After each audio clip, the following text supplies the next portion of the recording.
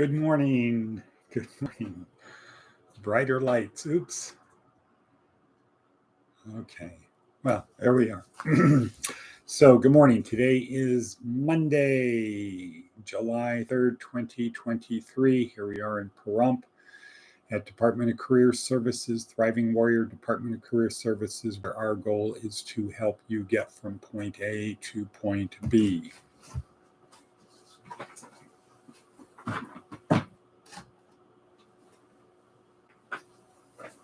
Well, that's a little bit better. How do we do that? Well, we do it through this podcast, but mainly through the stuff down below. Just in the description down below, the 1719 links to experts that have spent their lives figuring out better ways to do things while we are here on Earth, or Baraka Church, for example, how to have a closer relationship with God and fulfill His will, understand what He wants of us, and giving us the courage and strength to do it. So that's how we do this. Our program here is a 4-part transformational program where we focus on physical, mental, emotional, and spiritual. We use the metaphor of helping you build and crew a boat, where the 4 parts are associated with parts of the boat. Physical is the sails, mental is the rudder, emotional is below deck, and spiritual is the hull of the ship, hull of the boat, where that is the most important part. Because if everything else fails but the hull is okay, you can survive hoping to be rescued. But if you lose the hull of the ship, it doesn't matter if everything else is working. If you have a hole in the ship and you're taking on water, and water's coming on faster than you can get rid of it, you got serious problems. So our goal is to help you kind of get that you need these 4 parts in your life in order to be successful here on Earth and spiritually afterwards. You need these 4 parts in your life. So we help you focus on those and develop plans to effectuate them. So we've got the short 10-minute-ish, sort of, not really, podcast. Plus, if you spend an hour a day going through the stuff down below, I can promise you that you will be well on the journey from where you are, someday Isle, to where you want to be, Successlandia, which is over the horizon. It's a journey to get there. We're here to help you do that. That's it. No big deal. Just your life depends on it. Okay, so let's get started. First things first. Advice from an 80-year-old. Sing in the shower. Sing in the shower. Shower is a good time to, number 2, coffee. Coffee, get prepared. Coffee, pen, and paper, because it's important to write this stuff down. As thoughts come into our head, as we make plans, we got to write them down. We got to have some way to record them, because our brains are not designed to be recording devices. They're designed to be problem-solving devices. So we don't need to remember everything in order to solve a problem, but we do remember the things that solve the problem. All righty then. Next, our attitude of gratitude to get us started out in the right direction every morning, in addition to our coffee.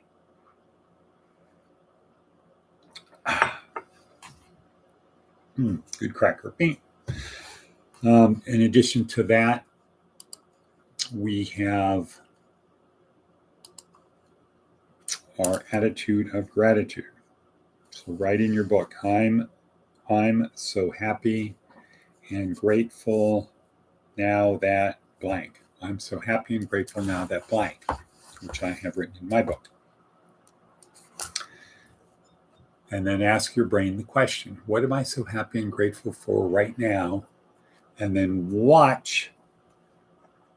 observe your brain as it throws out things that you're happy and grateful for. Remember, our brains are designed to solve problems. If you don't give it a problem to solve, it won't do it. If you say, I'm bored, your brain will, in effect, say, okay. If you say, what can I do right now? Your brain will start giving you things that you can do right now. You can do physical things, mental things, emotional things, spiritual things. There's a lot of things that you can do. But if you say, I'm bored, you're not engaging your brain.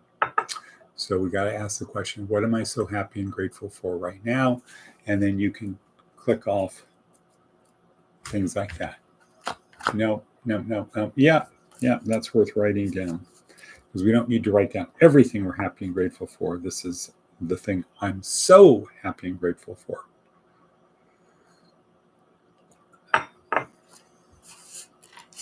One of which is at church last night. Had a chance to talk to the pastor, and multiple times in that conversation, he asked me to provide them information on how they could help us with this problem in Pahrump, people getting out of jail. What to do with people getting out of jail. So, thumbs up. So I'm very happy and grateful for that. And of course, working on the book. That was weird. Okay, working on the book. Getting comments from people. Some good, many helpful, mostly helpful things.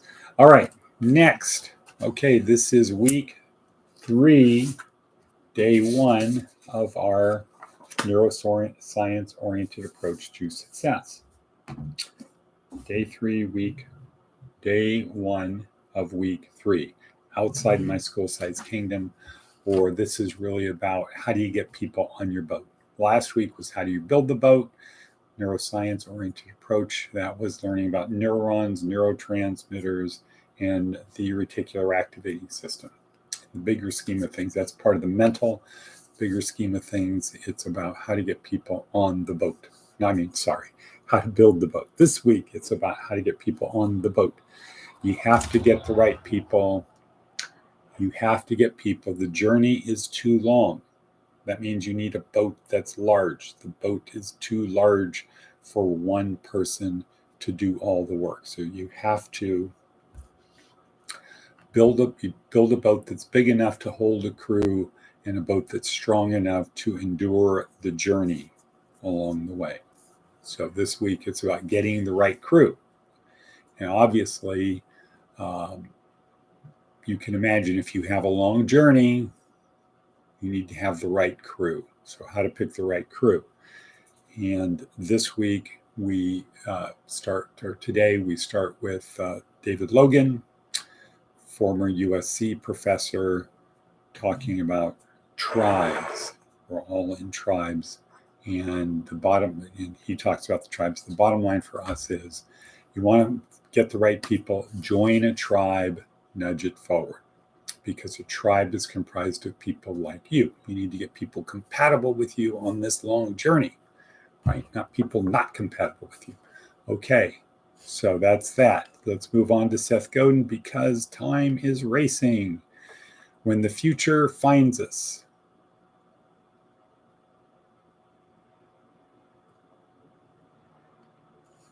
That seems kind of short. When the future finds us, the future never arrives, of course, but it has powerful forces that's impossible to avoid. Cut, redo, let's edit that out. When the future finds us, the future never arrives, of course, but it has a powerful force that's impossible to avoid. We can see it as a threshold, a doorway towards something new.